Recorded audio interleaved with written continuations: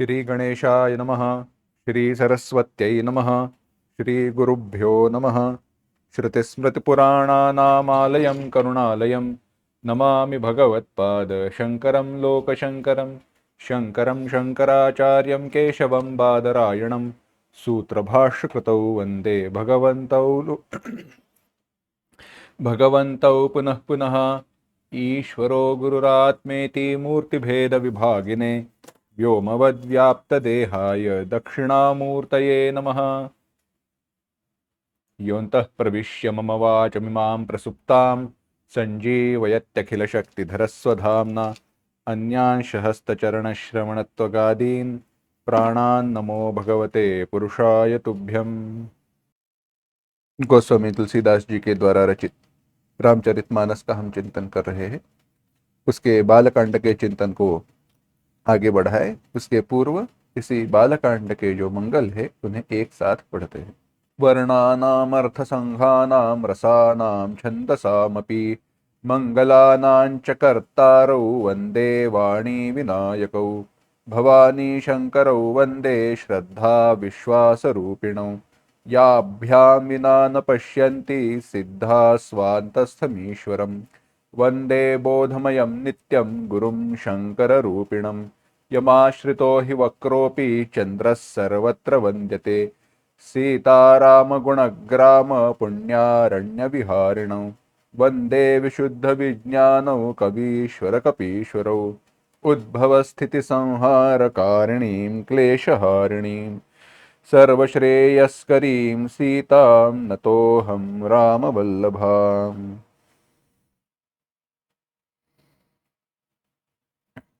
पूजनीय गोस्वामी तुलसीदास जी के चरणों में वंदन। उपस्थित श्रद्धालु श्रोताओं के चरणों में वंदन। और इसी वंदना के साथ आज के चिंतन को आरंभ करते हैं। देख रहे थे कि मनुष्य जन्म का कारण क्या है। प्रभु श्री राम जी ने मनुज अवतारा, मनुष्य रूप में अवतार धारण क्यों किया, इसका चिंतन चल रहा था। भिन्न भिन्न कारण दिए जा रहे थे। उसमें हमने नारद जी का चरित्र देखा, जालंधर की कथा देखी, तत्पश्चात भरद्वाज और याज्ञवल्क्य इनके संवाद में आगे कथा चल रही है, जिसमें एक प्रताप भानु की कथा आ रही है। चिंतन चल रहा था, विचार चल रहा था, जो था मनु और शतरूपा इनकी कथा का। मनु और शतरूपा उन्होंने तपस्या की और उन्होंने कहा कि आपके जैसा मुझे पुत्र चाहिए, आपके जैसा हमें पुत्र प्राप्त हो। और आप जैसा ऐसे कहने पर भगवान ने कहा तथास्तु। भगवान परमात्मा ने कहा मेरे जैसा पुत्र आपको होगा, परंतु मेरे जैसा दूसरा कोई नहीं है, इसीलिए मैं ही आपकी पुत्र के रूप में प्रकट हो जाऊंगा। इसीलिए प्रकट हो जाऊंगा, इन शब्दों पर हमने चिंतन किया था, विचार किया था। और वहां पर एक मांग राजा मनु ने की। वे कहने लगे कि आपकी मेरी आप पर वैसी प्रीति हो जैसी पिता की पुत्र के प्रति होती है। यानी उस अवतार में जब आप मेरे पुत्र के रूप में प्रकट हो जाएंगे, अवतार धारण करेंगे, तब हमारे बीच नाता पिता और पुत्र का हो, न केवल भक्त और परमात्मा का। क्योंकि वह जो वात्सल्य भाव है, वह जो प्रेम है, वह मैं अनुभव करना चाहता हूं। इसके पश्चात हम देख रहे थे, कथा कही जा रही थी राजा प्रताप भानु की। प्रताप भानु राजा था, उसके सचिव मंत्री, उसके भाई सारे धर्मनिष्ठ थे, सहायता करते थे। एक दिन राजा शिकार के लिए वन में चला गया, रास्ता घूम गया, भटक गया और ऐसी जगह पर जाकर पहुंचा, वहां पर एक तपस्वी रह रहा था। वह तपस्वी कपट वेश से रह रहा था। जब राजा प्रताप भानु ने दिग्विजय किया था, दिग्विजय के लिए बाहर निकला था, तब जिन राजाओं को उसने हराया था उसमें से ही एक राजा वहां पर रह रहा था। और वहां पर वह एक आश्रम बनाकर, जो राजा कपट वेश से रह रहा था, मुनि का वेश धारण करके रह रहा था, आश्रम बनाकर वहां पे रह रहा था, निवास कर रहा था। वहां पर प्रताप भानु प्यास लगने के कारण, भूख के कारण वहां पर जाकर पहुंचा, और वहां पे क्या हो रहा है वह चिंतन हम देख रहे थे। 161वां जो सोरठा है,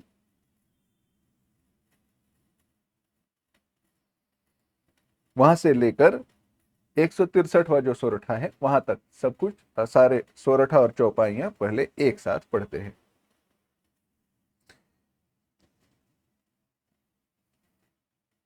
तुलसी देखी, यह सोरठा से शुरुआत करते हैं। तुलसी देखि सुबेशु, भूल ही मूढ़न चतुर नर, सुंदर के की पेखु, बचन सुधा सम असन अहि। ताते गुप्त रहु जग माहि, हरि तज किमपि प्रयोजन नाही। प्रभु जानत सब बिनहि जना, एकहु कवन सिधि लोक रिझाए। तुम सुचि सुमति प्रिय परम प्रिय मोरे, प्रीति प्रतीति मोहि पर तोरे। अब तौ तात दुरावहु तो ही, दारुण दोष घटई अति मोहि। जिमि जिमि तापस कथई उदासा, तिमि तिमि नृपहि उपज विश्वासा। देखा स्वबस कर्म मन बानी, तब बोला तापस बग ध्यानी। नाम हमार एक तनु भाई, सुनि नृप बोले पुनि सिरुनाई। कहु नाम कर अर्थ बखानी, मोहि सेवक अति आप न जानी। आदि सृष्टि उपजी जब ही, तब उत्पत्ति भई मोरी। नाम एक तनु हेतु तेहि, देह न धरि बोहो, देह न धरि बहोरी। जनि आचर जु करहु मन माही, सुत तपते दुर्लभ कछु नाही। तप बल ते जग सृजति विधा, तप बल ते जग सृजई विधाता। तप बल विष्णु भये परित्राता। तप बल शंभु करई संघारा, तपते अगमन कछु संसारा। भय उनृपहि सुनो अति अनुरागा, कथा पुरातन कहे सुलागा। कर्म धर्म इतिहास अनेका, करई निरूपन बिरति विवेका। उदभव पालन प्रलय कहानी, कहे सि अति आमित आचरज बखानी। सुनि महीपताप सबस भयउ, आपन नाम कहन तब लयउ। कह तापस नृप जानउ तोहि, कीन्हु कपट लाग भल मोहि। सुनु महीस अति नीति जहाँ, सुनु महीस अति नीति जहाँ तह नाम न कहहि नृप। मोहि तोहि पर अति प्रीति, सोई चतुरता विचारितव। वहां पर राजा को वह तापस वेश में, जो कपट वेश धारण करके था, वह तापसी राजा को अपने वश में कर रहा था। अनेक प्रकार से उसने अपने वश में किया, और वहां पे कहा, गोस्वामी तुलसीदास जी कह रहे हैं, सुंदर वेश तुलसी देख सुबेशु। सुंदर वेश देखकर चतुर मनुष्य भी धोखा खा जाते हैं, चतुर मनुष्य भी भूल जाते हैं। तो कोई मूढ़, कोई भूखा, कोई अविवेक से युक्त क्यों न फंस जाए। भूख और प्यास के कारण विवेक नष्ट हो जाता है। जो व्यक्ति हमेशा चौकन्ना रह रहा हो, जो व्यक्ति हमेशा विवेक पूर्ण जीवन व्यतीत कर रहा हो, वह भी भूख के मारे अविवेकी हो जाता है, विवेक उसका नष्ट हो जाता है। सुंदर के की पेखु, के की माने मोर। मोर का जो आवाज रहता है उसे केका कहते हैं, इसीलिए वैसी आवाज करने वाला जो है उसे कहते हैं के की। तो के की ही माने मोर। तो मोर को देखो, कह रहे हैं उसका तो वचन अमृत के समान रहता है, उसकी आवाज बड़ी सुंदर लगती है, उसका जो रूप है वह भी बड़ा सुंदर है, परंतु उसका आहार तो वैसे नहीं है। वह क्या खाता है? सांप। सांप में जहर रहता है, यानी जहरीला अन्न भक्षण करने वाला। अब सांप का जो जहर है वह उसके लिए जहरीला नहीं है, उसका सारा वैज्ञानिक विचार अलग है। परंतु जो प्राणी जहर से युक्त है, विष से युक्त है, ऐसे प्राणी का सेवन करने वाला मीठी बातें बोल रहा है, यही संसार चलता है। मीठी बातें देखकर, अच्छा रूप देखकर हम फंस जाते हैं। आगे तपस्वी कह रहा है, अनेक कारणों से मैं कभी किसी के सामने प्रकट नहीं होता हूं। मुझे पसंद नहीं है लोगों के सामने आना, मुझे प्रसिद्धि, लोगों के सामने लोग मेरा कौतुक करे, मेरी सराहना करे, मुझे हार फूल चढ़ाए, भोग चढ़ाए, ऐसे मुझे पसंद नहीं है, इसलिए मैं छिपकर ही रहता हूं। ताते गुप्त रहूं, मैं ऐसे ही रहता हूं। और ये बात अच्छी है। अपना जो धन है, अपना जो कौशल है, छुपा कर रखो, चोरी नहीं होगी। तापसी कह रहे हैं इसी। और मेरे लिए तो श्री हरि को छोड़कर, भगवान को छोड़कर दूसरा कोई प्रयोजन नहीं है। मैं और भगवान, बस हम सुखी है, और क्या चाहिए।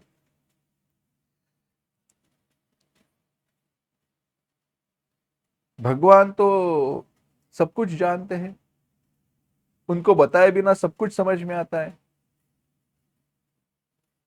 वे तो सर्वज्ञ है, सर्वज्ञानी है। तो संसार के पीछे भागकर कौन सी सिद्धि है? क्या करें हम संसार में पढ़कर? सारा जो विचार है ना, वेदांत का है, परंतु बोलने वाला पाखंडी है, बोलने वाला झूठा है। ध्यान रखना चाहिए इस बात का। इसीलिए शास्त्र का जो उपदेश है उसका महत्व है। शास्त्र का जो उपदेश है, जो विज्ञान है, अनुभव जो है, उसके द्वारा प्राप्त होने वाली जो विद्या है, उसका महत्व है, न तो शास्त्र के शब्दों का। शब्दों में फंस जाओगे तो फंसे रहोगे। देखो, बात सुनना, ठीक बात, ठीक से सुनना। जो बात मैं अभी कह रहा हूं, शास्त्र, शास्त्र बताने वाले और शास्त्र के शब्द, इनमें फंसे रहोगे तो बस फंसे ही रहोगे। शास्त्र बताने वाले सद्गुरु, शास्त्र, शास्त्रों का उपदेश, ये सब कुछ पाना पुण्य का काम है। कई जन्मों की पुण्य के कारण ये सब मिलते हैं।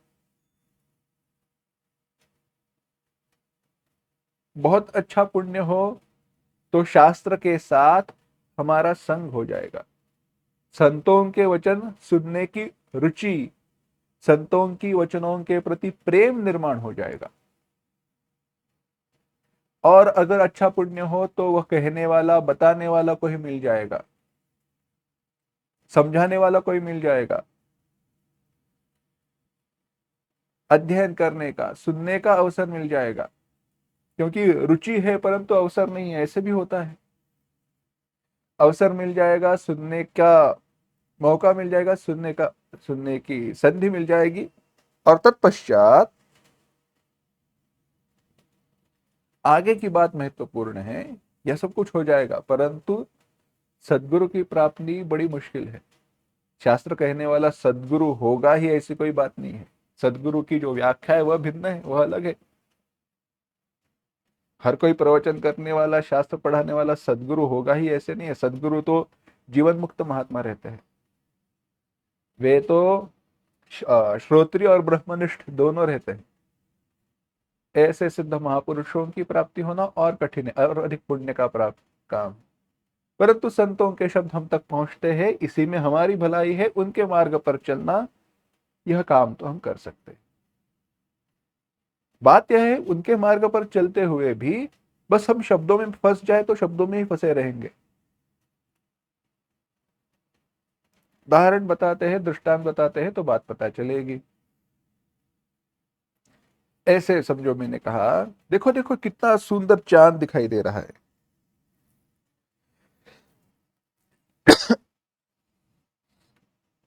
देखो कितना चांद सुंदर दिखाई दे रहा है। अब मैं उंगली से दिखा रहा हूं, मैं उंगली से दिखा रहा हूं, इसलिए आप अगर उंगली की तरफ देखते रहोगे तो क्या आपको चंद्रमा मिल जाएगा, चंद्रमा दिखेगा? नहीं। आप अगर उंगली की तरफ देखते रहोगे तो चंद्रमा दिखाई नहीं देगा, परंतु उंगली के द्वारा जिस दिशा में निर्देश किया जा रहा है उस दिशा में आप देखोगे, उस जगह पर आप देखोगे तो आपको चंद्रमा का अनुभव हो जाएगा। यही बात है। इसे कहते हैं शाखा चंद्र न्याय, कहते हैं शाखा चंद्र न्याय। एक बार गुरुजी जा रहे थे रास्ते से, अंधेरा हो गया था, सूर्यास्त हुआ था, तो एक जगह पर बैठ गए अपने शिष्यों के साथ। भजन संकीर्तन हुआ, भगवान का नाम लिया गया। बाद में वह कुछ भगवान की चरित्र की कथा शिष्यों को सुनाने लगे। बोलते बोलते समय चला गया, अंधेरा और बढ़ गया, और उतने में गुरुजी ने कहा, कितना सुंदर चंद्रमा का दृश्य है, आ हा हा हा, बहुत बड़ा सुंदर है। और था, द्वितीया थी, शुद्ध पक्ष की द्वितीया थी, यानी चंद्रमा एकदम छोटा सा रहता है। भालचंद्र कहते ना हम, भगवान शिव जी के मस्तक पर एक चंद्रमा की एक लकीर जैसा एकदम छोटा सा। तो शिष्यों ने पूछा, कहाँ है कहाँ है? उन्हें तो दिखाई नहीं दे रहा था। तो गुरुजी ने कहा, अब ठीक है, जैसे मैं बता रहा हूं उसे देखो। कहा, यह सामने का पीपल का वृक्ष दिखाई दे रहा है? हाँ। पीपल का वृक्ष दिखाई दे रहा है? हाँ, दिखाई दे रहा है।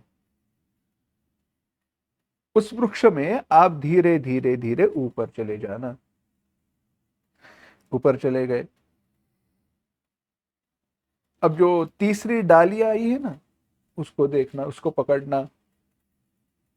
तीसरी जो बड़ी डाली है उसको, हाँ, उसको पकड़कर आगे ऊपर ऊपर ऊपर जाना।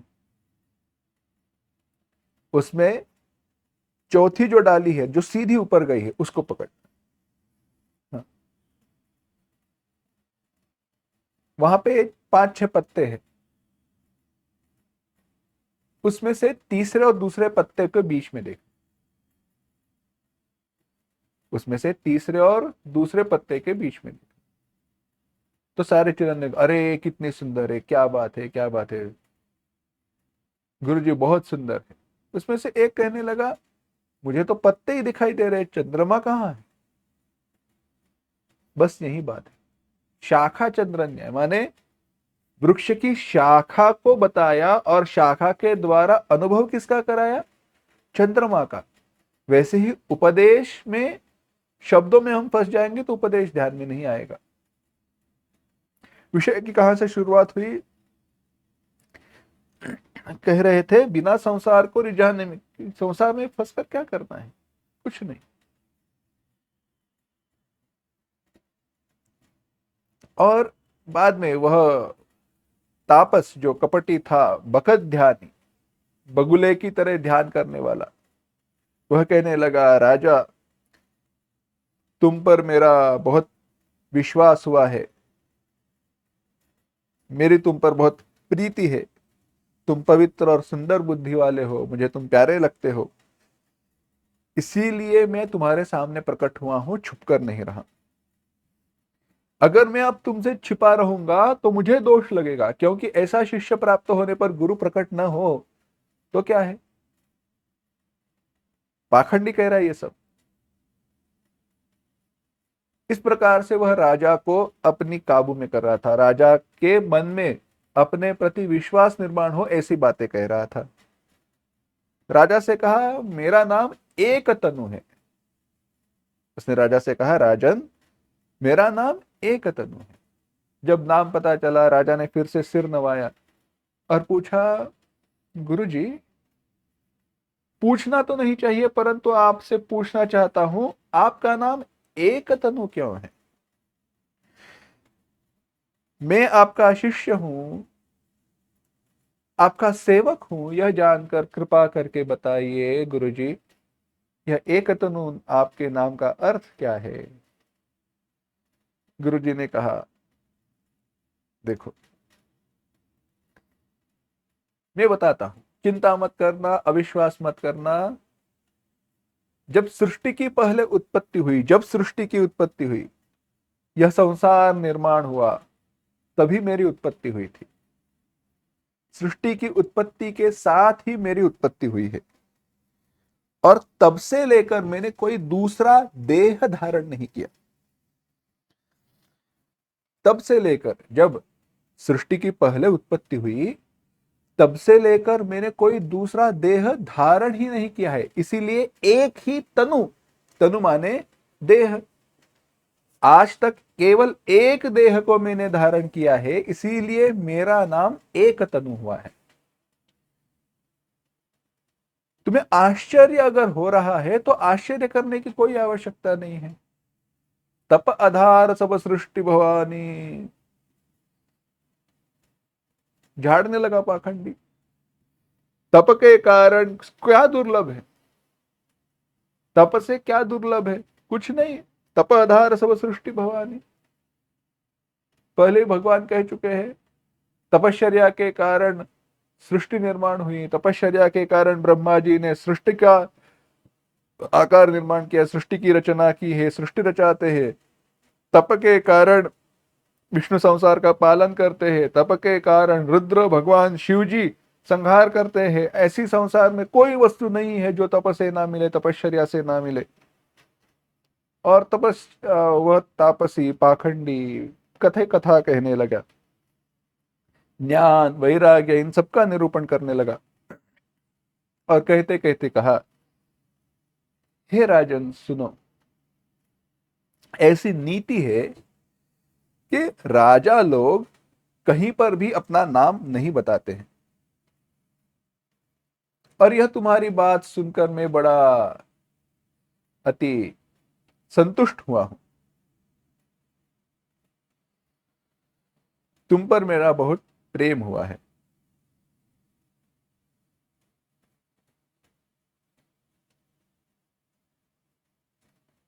कहने लगा, तुम्हारा नाम प्रताप भानु है। महाराज सत्यकेतु तुम्हारे पिता थे।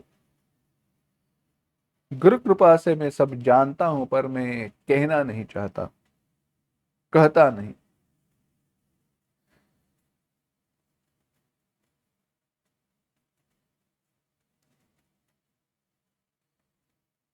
तुम्हारा स्वाभाविक सीधापन, जो सरलता है, प्रेम है, विश्वास है, नीति नैपुण्य है, नीति निपुणाई, आगे कहा नीति नैपुण्य है, यह देखकर तुम पर मेरी बड़ी ममता उत्पन्न हुई है।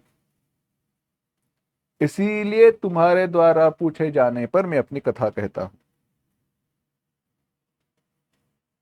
संदेह न करना। हे राजन, तुम्हारे मन में जो आए वह मांग लेना। अब राजा तो और बड़ा हर्षित हुआ, ये तो अंतर्ज्ञानी है, सब कुछ जानते हैं। राजा ने पैर पकड़ लिए और कहा, हे गुरुजर, हे मुनिवर, आपके दर्शन से चारों पुरुषार्थ मेरे मुट्ठी में आ गए।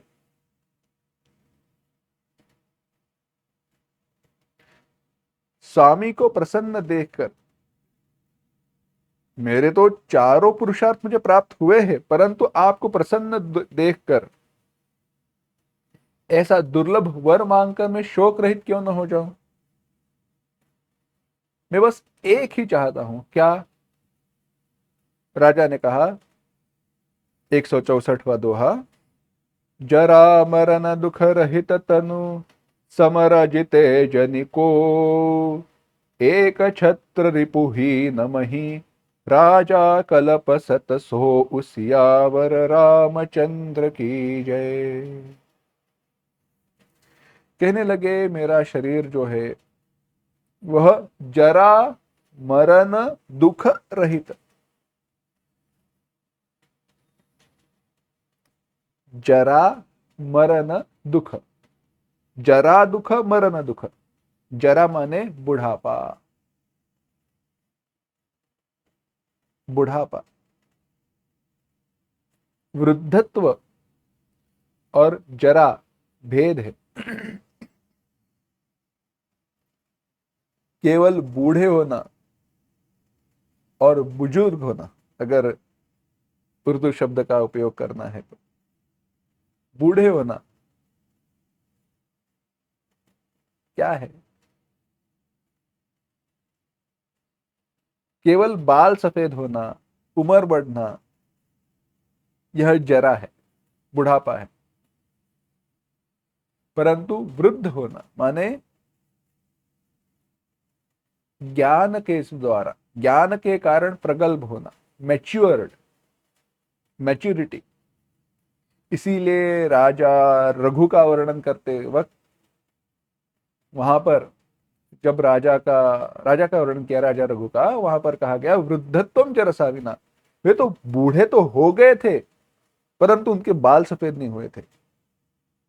बचपन में बूढ़ों के जैसा व्यवहार था, मैच्योर्ड ऐसे।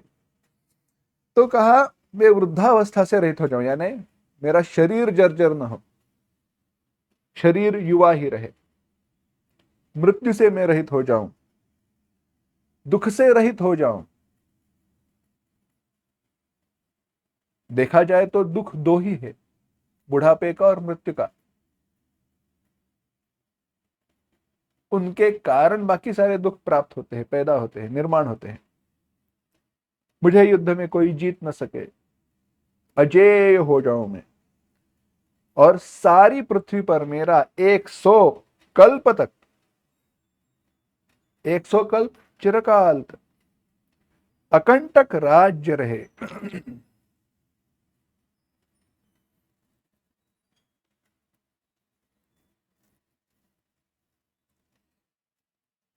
तपस्वी ने कहा राजन ऐसे ही, पर एक बात कठिन है। क्या है? हे राजन, केवल ब्राह्मण कुल को छोड़कर काल भी तुम्हारे चरणों पर सिर नवाएगा। तपश्चर्या के कारण, तपोबल के कारण ब्राह्मण सदा बलवान रहते हैं। उनके क्रोध से कोई आपको बचा नहीं सकता। उनकी तपश्चर्या बड़ी प्रगल्भ रहती है। हे नरपति, अगर तुम ब्राह्मणों को अपनी वश में कर लो तो ब्रह्मा विष्णु महेश भी तुम्हारे अधीन हो जाएंगे। कपटी बोल रहा है, पाखंडी कह रहा है ये सब। उनके साथ तुम जोर जबरदस्ती नहीं कर सकते। तुम उनके साथ युद्ध करने जाओगे, तुम्हें श्राप दे देंगे, तुम्हारा संपूर्ण वैभव नष्ट हो जाएगा।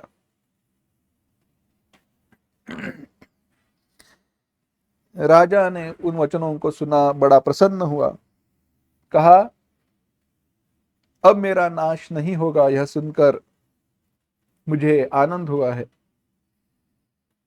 आपकी कृपा से मेरा सब कल्याण होगा।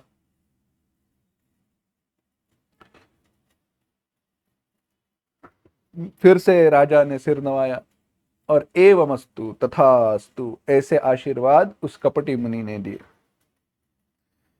और आगे कहने लगा, हे राजन,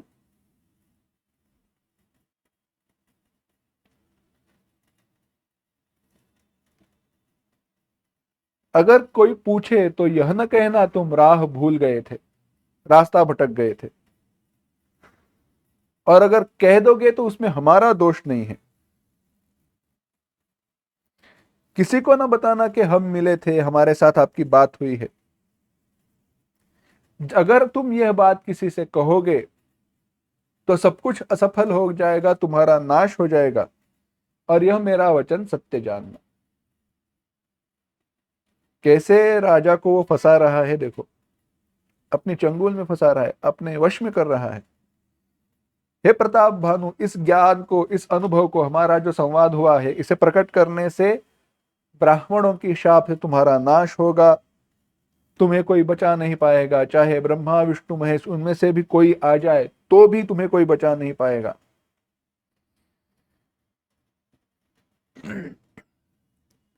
राजा ने मुनि के चरणों को पकड़ लिया और कहा,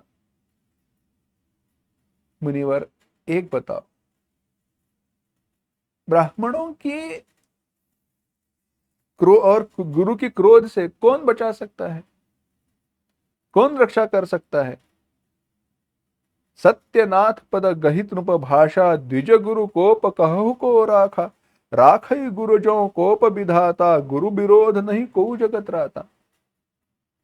गुरु रिष्टेन कश्चन। बाद में उत्तरकांड में जो कथा है कि काकभुसुंडी जी की, उनके पूर्वायु की, तो यही हम देखेंगे। अगर भगवान शिव जी रूठ जाए तो भगवान विष्णु जी काम आएंगे, वे मदद करेंगे। भगवान विष्णु जी रूठ जाए तो भगवान शिव जी मदद कर सकते हैं। दोनों रूठ जाए तो गुरु काम आएंगे, गुरु जी बचा लेंगे। शिव जी हो, विष्णु जी हो, कोई भी भगवान रूठ जाए तो गुरु जी मदद करेंगे, गुरु जी हमारी सहायता करेंगे। परंतु अगर हमारे गुरु जी ही हम पर रूठ जाए, क्रोधित हो जाए, तो बचाने वाला कोई नहीं है। मैं तुम्हारे वचन के अनुसार चलूंगा, राजा कहने लगा उस पाखंडी से।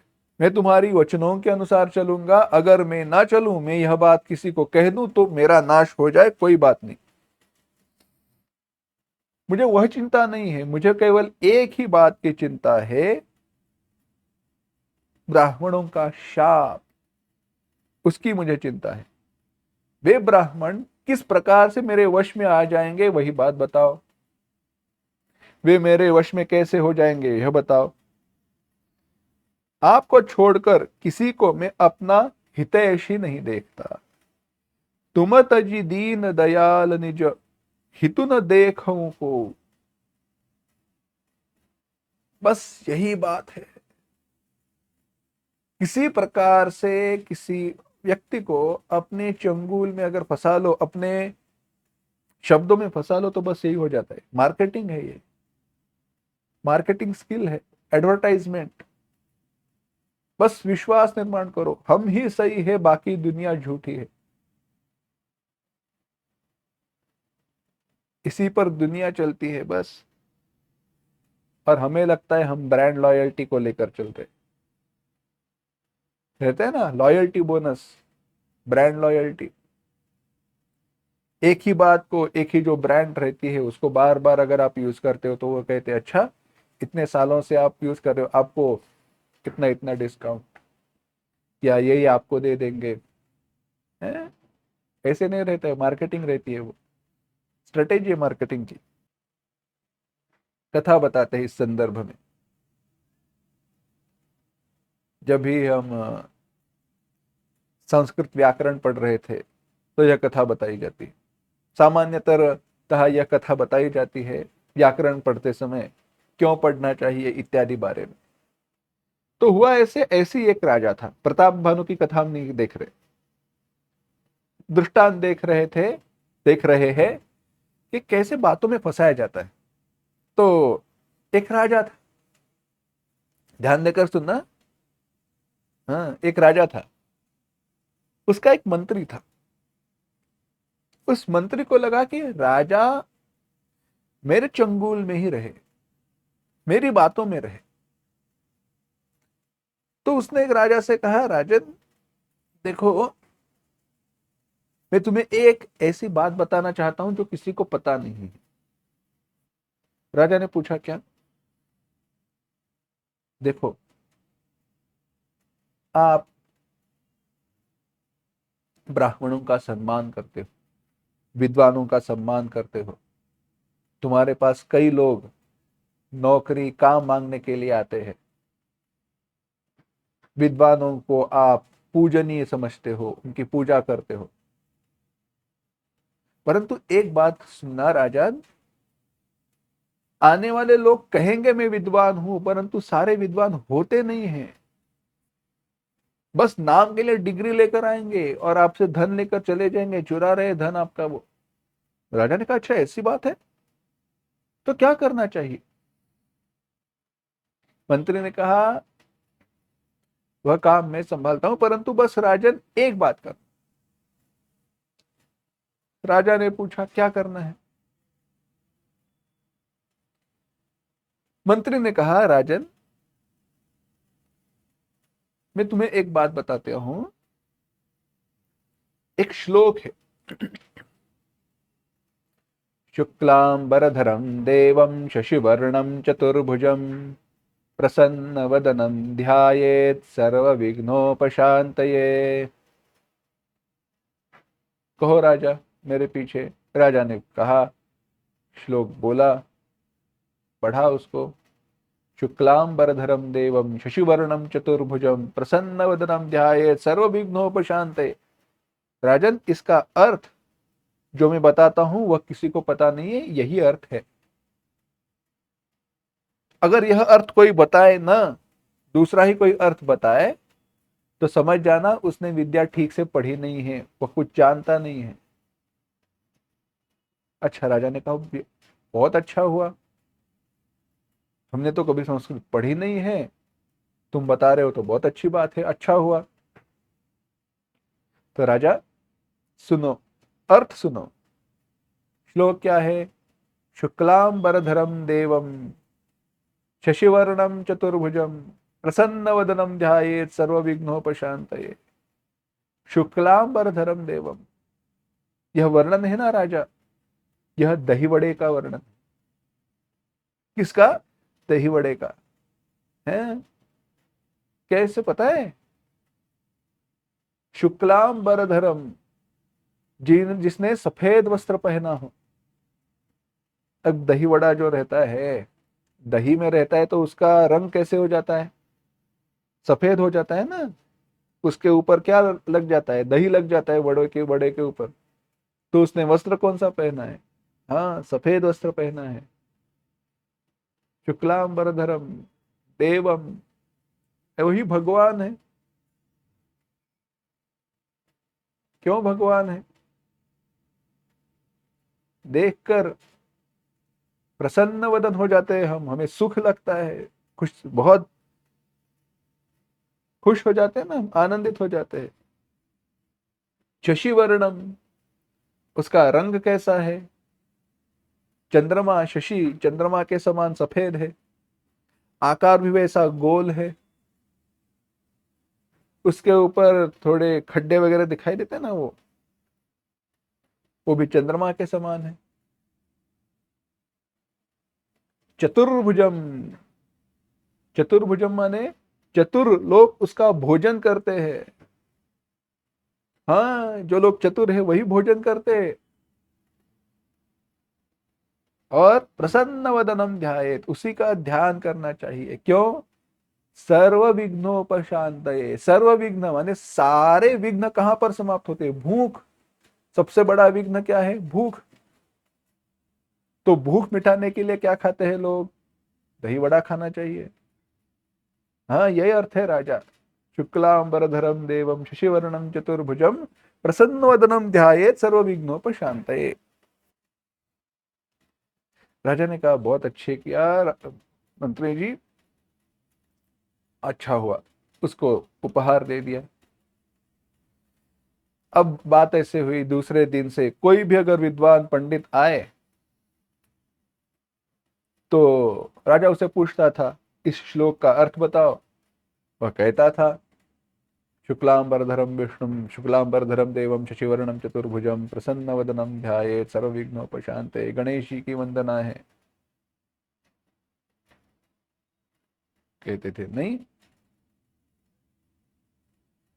जाओ, चले जाते थे। एक दूसरा जो मंत्री था, जो विद्वान था, उसको पता चला कि कुछ तो गड़बड़ है।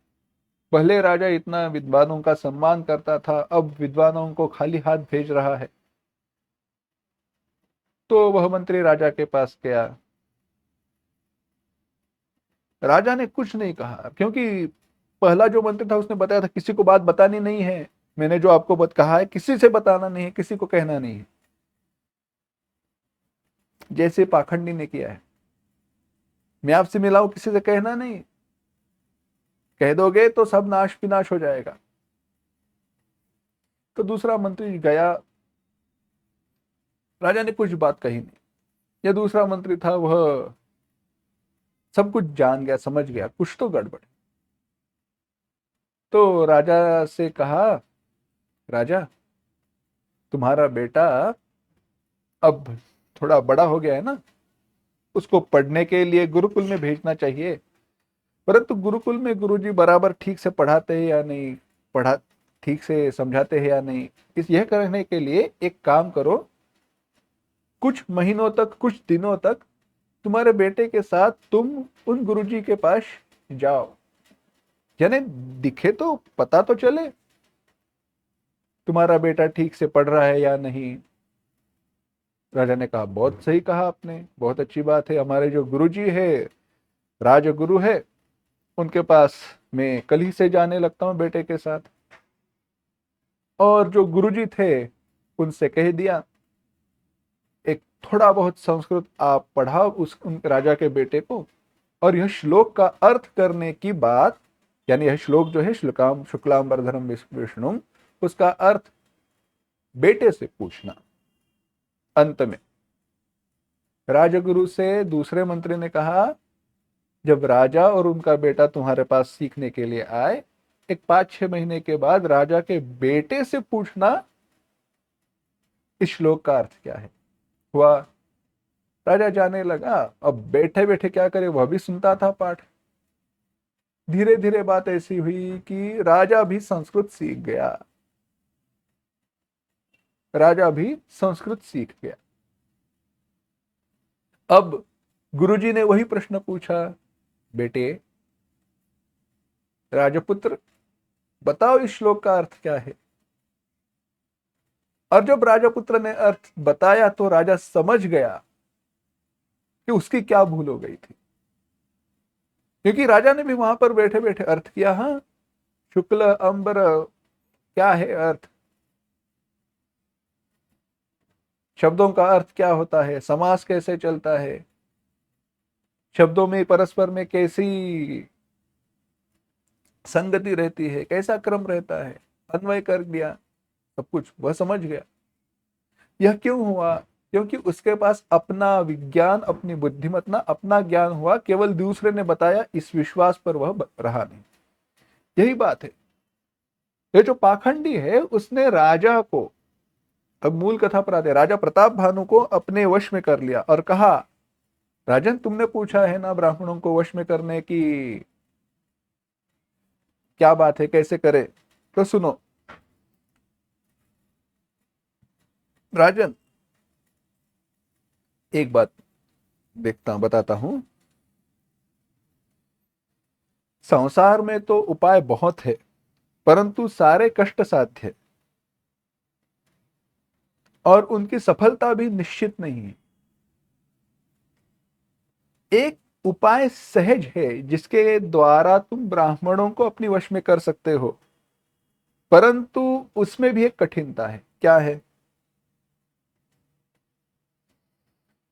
वह? युक्ति मेरे हाथ में है, पर उसके लिए मुझे तुम्हारे नगर में जाना होगा, परंतु मैं तुम्हारे नगर में जा नहीं सकता, क्योंकि मैं अभी भी आज तक किसी के गांव, किसी के घर, किसी के नगर नहीं गया हूं, अपने ही आश्रम में रहता हूं। पर अगर मैं तुम्हारे नगर में नहीं आता हूं, तुम्हारे साथ नहीं आता हूं, तो तुम्हारा काम बिगड़ जाएगा।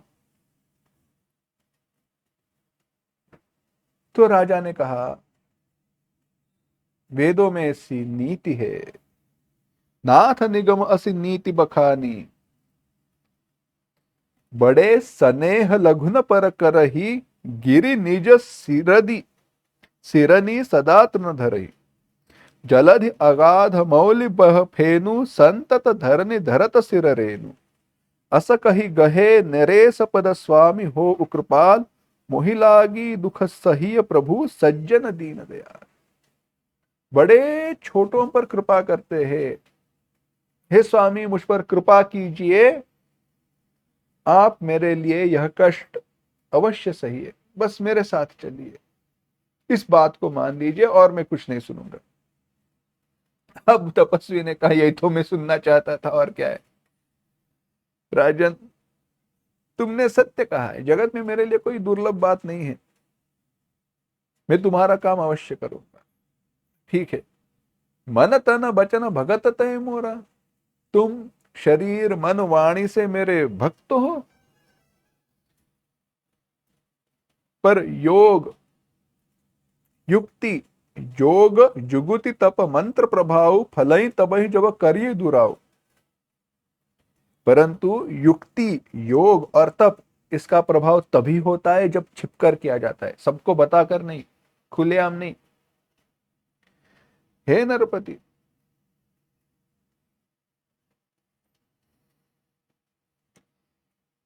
अगर मैं रसोई बनाऊं और तुम उसे परोसे और मुझे कोई जाने ना पावे,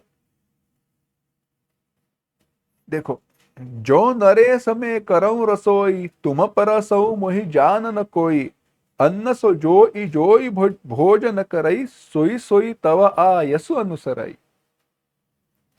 मैं भोजन बनाऊंगा, तुम वह भोजन जिसे जिसे भी परोसोगे, वह सब तुम्हारे वश में आ जाएंगे।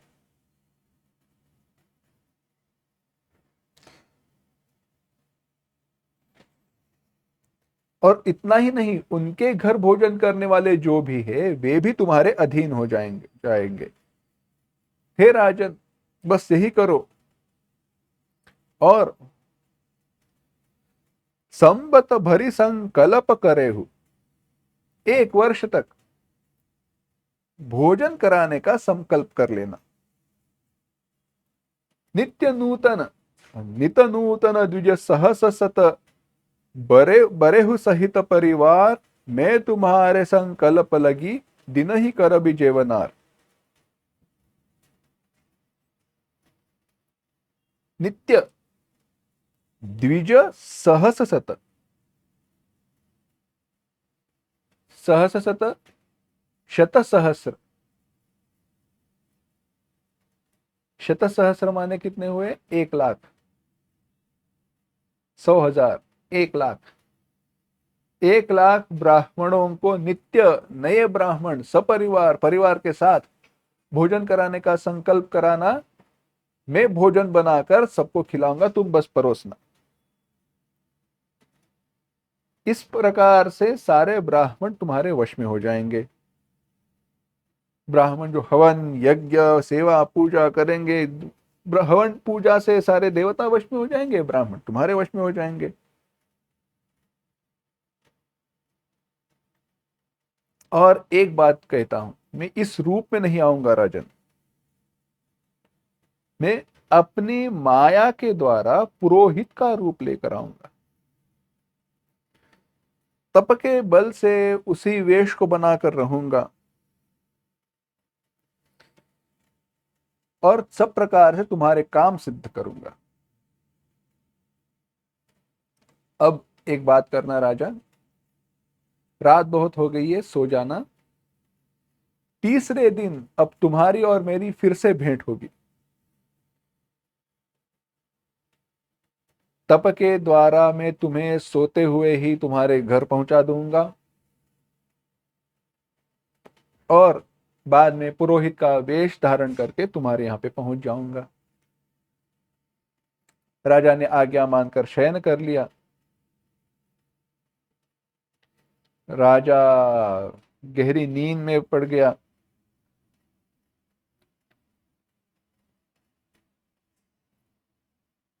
थक गया था इसलिए सो गया। परंतु वह कपटी था, जो तापस था, वह कैसे सो पाए, उसे तो चिंता हो रही थी। वहां पर कालकेतु नाम का राक्षस आया, जिसने सुअर बनकर राजा को भटकाया था। यानी जो सुअर था वह कालकेतु नाम का राक्षस था, क्योंकि सुअर के पीछे पीछे शिकार के लिए राजा दौड़ते हुए गया था।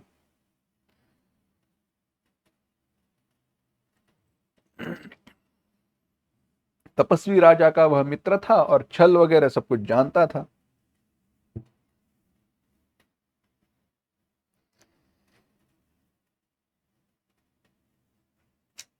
अब हुआ ऐसे, तापस नृप निज सखहि निहारी, हर्ष मिलेहु उठी भयउ सुखारी, मित्र कही सब कथा सुनाई, जातु धान बोला सुख पाई। अब यह तपस्वी जो राजा था वह पाखंडी था, उसने उस राक्षस को देखा और बड़ा सुखी हुआ। उसने सब कुछ बात कही तो वह राक्षस आनंदित हुआ, कहा तुमने तो बहुत अच्छा काम कर लिया है, शत्रु को तो अपने काबू में ही कर लिया है समझो, अब तुम चिंता मत करना। राक्षस कह रहा है, वो पाखंडी जो है उसे कह रहा है, मैं शत्रु को जड़ सहित, मूल सहित उसे उखाड़ कर फेंक दूंगा, चौथे दिन मैं तुमसे आ मिलूंगा। और इस प्रकार से तपस्वी राजा को खूब बातें बताकर वह मायावी राक्षस वहां से चला गया। जाते जाते उस मायावी राक्षस ने कुछ क्षणों में राजाओं को उसको उसके घोड़ों के सहित क्षण भर में ही अपने माया के बल से उसके घर पहुंचा दिया।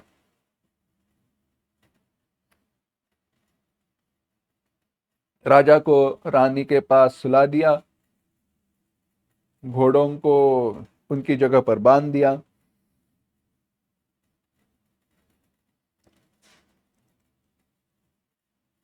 और राजा का जो पुरोहित था उसको उठाकर कहीं गिरी कंदराओं में उसने उसे रख दिया। खो गया राजा का पुरोहित कहीं पर। अब आया वो, कहा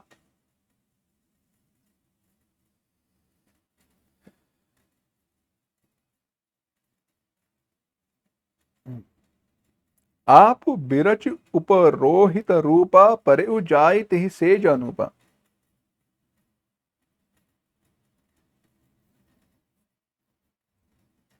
तो वहां पर वो स्वयं पुरोहित का रूप लेकर वहां पे आ गया।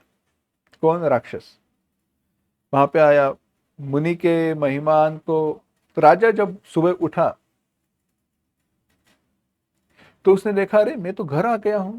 उसने समझ लिया ये उन मुनिवर की कृपा है, इसीलिए वो धीरे से उठा जिससे रानी को बात पता न चले।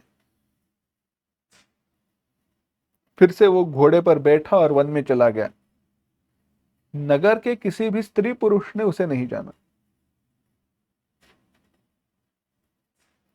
थोड़ी देर बाद राजा वापस आया, राजा को देखकर उत्सव मनाने लगे।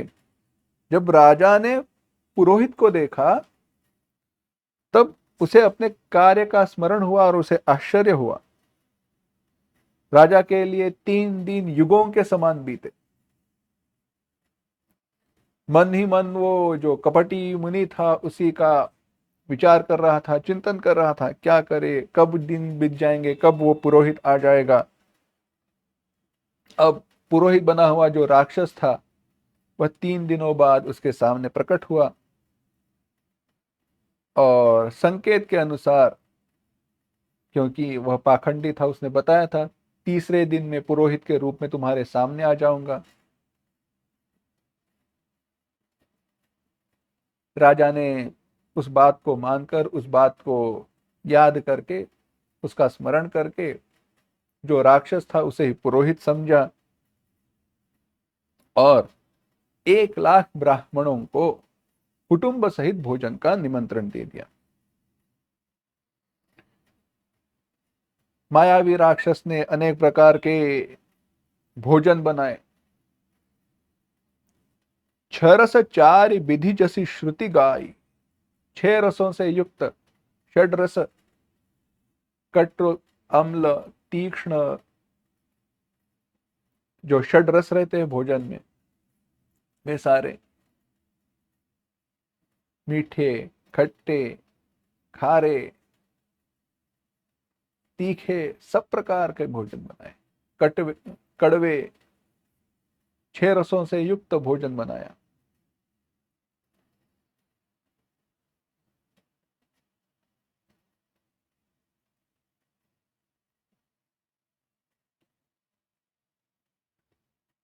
आम्ल, तिक्त, कषाय, मधुर, लवण, कटु,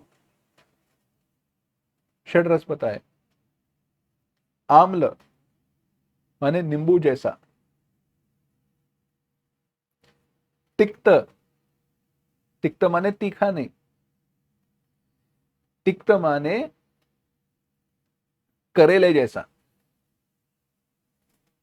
कषाय, कषाय तो पता है,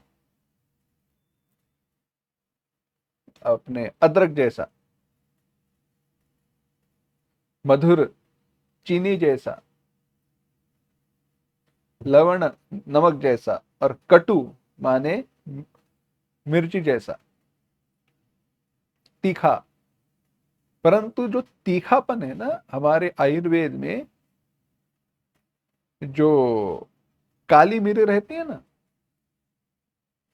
जो हम मसाले में उपयोग करते हैं जिसका, वह कही गई है। हम जो हरी या लाल मिर्च उपयोग करते हैं वह हमारी यहाँ की नहीं है। हमारे वेदों में जिसका विचार कहा गया है, मिर्च जिसे हम कहते हैं, ओरिजिनल जो हमारी पुरातन काल में चलती आई है, वह काली मिरी है।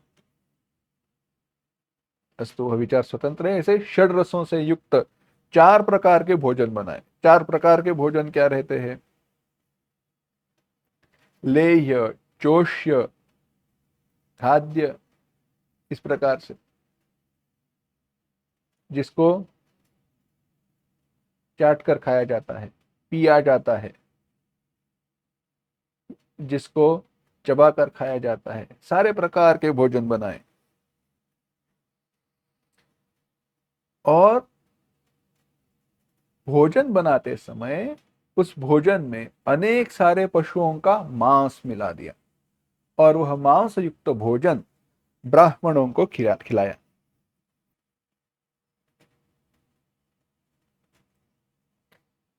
जब ही राजा वह खाना परोसने लगा, राजा का तो विश्वास था, जब राजा वह भोजन परोसने लगा, तब काल केतु के द्वारा आकाशवाणी हुई, ब्राह्मणों उठो, यह खाना मत खाओ, अपने घर जाओ, यह खाना खाने से बड़ी हानि है। रसोई में ब्राह्मणों का मांस बना है।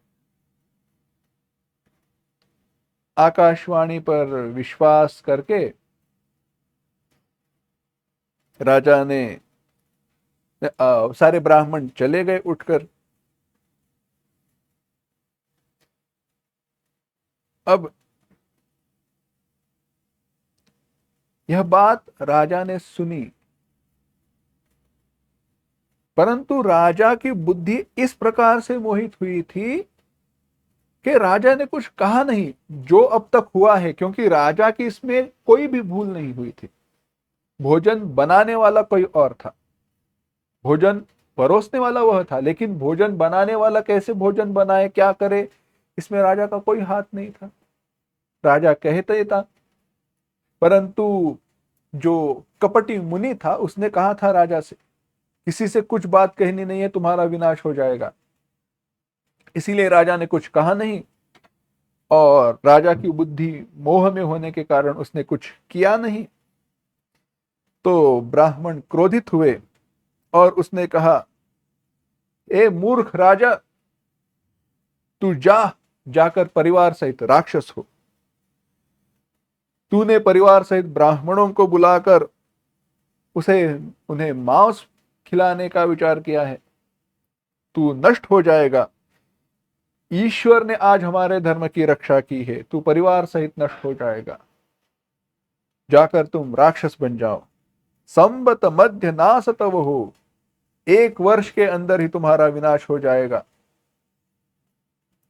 तुम्हारे कुल में तर्पण अर्घ्य देने के लिए भी कोई नहीं रह जाएगा, मृत्यु के बाद जो पानी दिया जाता है उसके लिए भी कोई नहीं रहेगा। इसके कारण राजा बड़ा व्याकुल हुआ। वहां पर आकाशवाणी हुई, राजन, ब्राह्मणों, तुमने विचार करके कोई शाप नहीं दिया है। सुंदर आकाशवाणी हुई, राजा ने कोई अपराध नहीं किया है। अब आकाशवाणी असली आकाशवाणी हुई, हाँ, राक्षस की नहीं। तुमने अविवेक के द्वारा शाप दिया है, राजा का इसमें कोई अपराध नहीं है।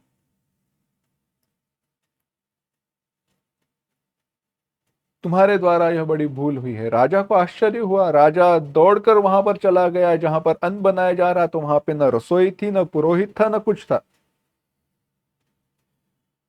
तो राजा मन में चिंता करते हुए वहां पर आया। उसने ब्राह्मणों को सारा वृत्तांत सुनाया और ब्राह्मणों की चरणों में पड़ गया और क्षमा मांगने लगा। तो ब्राह्मणों ने कहा, राजन, इस पे अब हमने जो श्राप दे दिया है तो दे दिया है, उसमें तो अब वह तो टल नहीं सकता।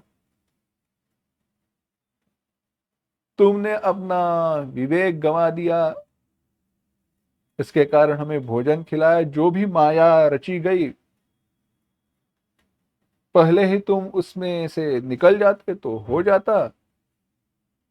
हमारे द्वारा श्राप दिया गया। तो अब ये बात तो ऐसी है कि तुम्हें उसके परिणाम तो अनुभव करने ही होंगे, उन्हें तो हम टाल नहीं सकते।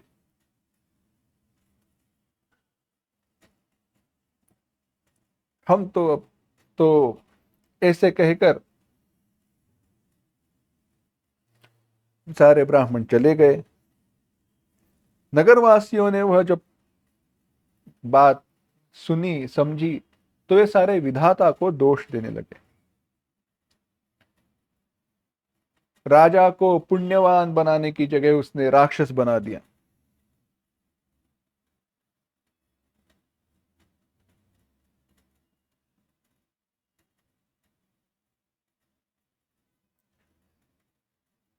तब तक यह जो पाखंडी राजा था, उसने जगह जगह पर पत्र भेजकर नगर को घेर लिया। बाकी सारे राजाओं को लेकर वह युद्ध के लिए वहां पे आ पहुंचा। प्रताप भानु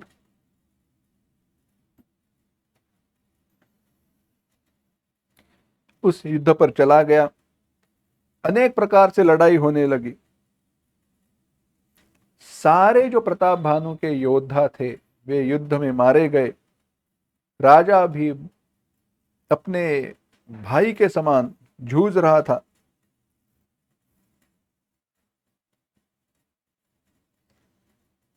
युद्ध हुआ, राजा की मृत्यु हुई। अब ब्राह्मणों का शाप है, झूठा कैसे हो।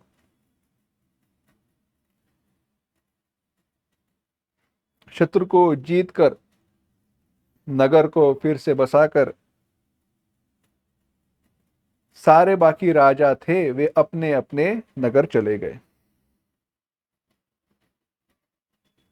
भरद्वाज याज्ञवल्क्य जी कह रहे हैं, 175वां दोहा।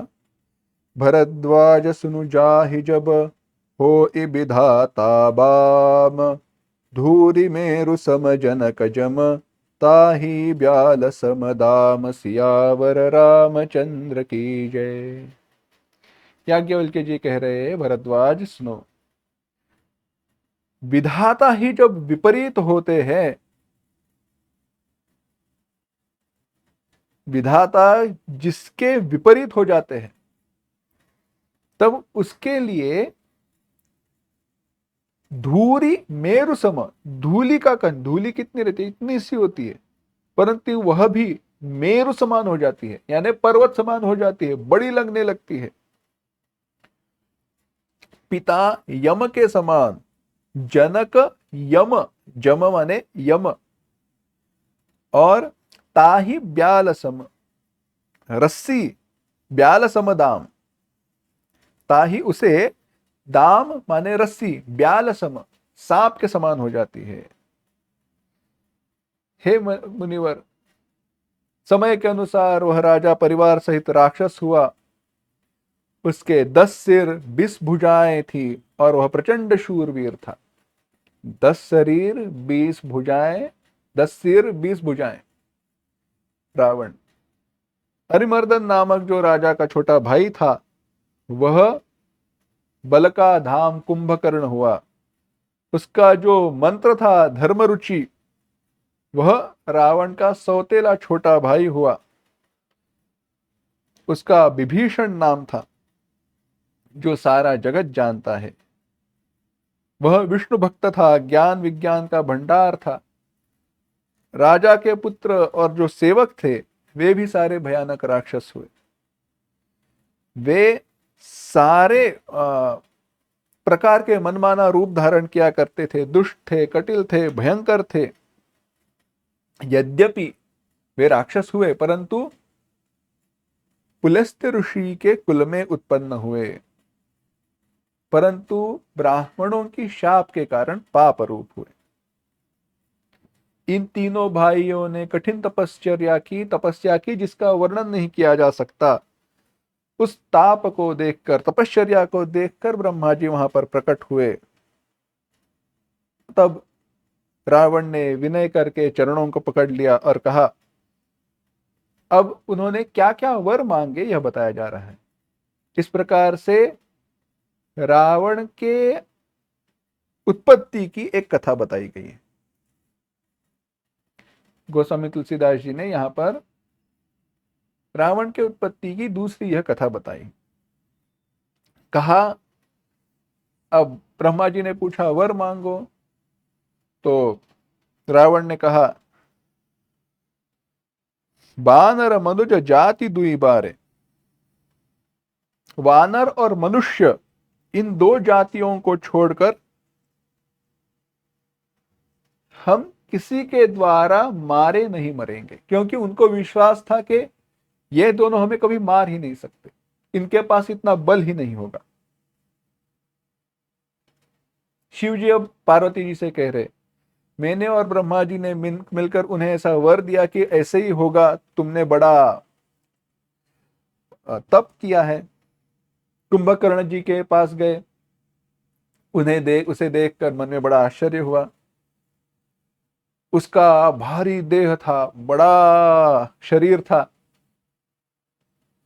तो उन्होंने सोचा अगर ये ऐसे ही खाते रहा, ऐसे ही उसका आहार रहा, तो सारी सृष्टि ही नष्ट हो जाएगी, सारे सृष्टि का यह खाना एक अकेले ही खा जाएगा, सारा संसार उजड़ जाएगा। तो ब्रह्मा जी ने सरस्वती जी को प्रेरणा दी। सरस्वती जी जाकर कुंभकर्ण की जिह्वा पर बैठ गई और 6 महीने की नींद मांग ली। तो 6 महीने सोते रहेगा तो कुछ तो खाना बचेगा। फिर विभीषण जी के पास चले गए। विभीषण ने कहा वर मांगो। विभीषण ने भगवान के चरणों के प्रति निष्काम प्रेम मांगा। उन सबको वर देकर ब्रह्मा जी चले गए। तीनों भाई हर्षित होकर अपने धाम लौट गए। और तब मयदानव की जो कन्या थी मंदोदरी, उसके साथ रावण का विवाह हुआ। बाकी उसके जो भाई थे कुंभकर्ण और विभीषण, उनका भी विवाह हुआ। समुद्र के बीच में त्रिकूट नाम का एक पर्वत था, उसके ऊपर एक किला बना दिया, नगर बसाया और वहां पर अपने राज्य को बसाया। अब लंका का यहां पर वर्णन आ रहा है, परंतु उसका हम चिंतन विचार अगली बार करेंगे। कल्याणानां निधानं कलिमलमथनं पावनं पावनानां पाथेयं जन्ममुक्षोः सपदि परपदप्राप्तये प्रस्थितस्य विश्रामस्थानमेकं कविवरवचसां जीवनं सज्जनानां बीजं धर्मद्रुमस्य प्रभवतु भवतां भूतये राम नाम। ॐ असतो मा सद्गमय तमसो मा ज्योतिर्गमय मृत्योर्मा अमृतंगमय। ओम शांति शांति शांति। हरि ओम। श्री गुरुभ्यो नमः। हरि ओम।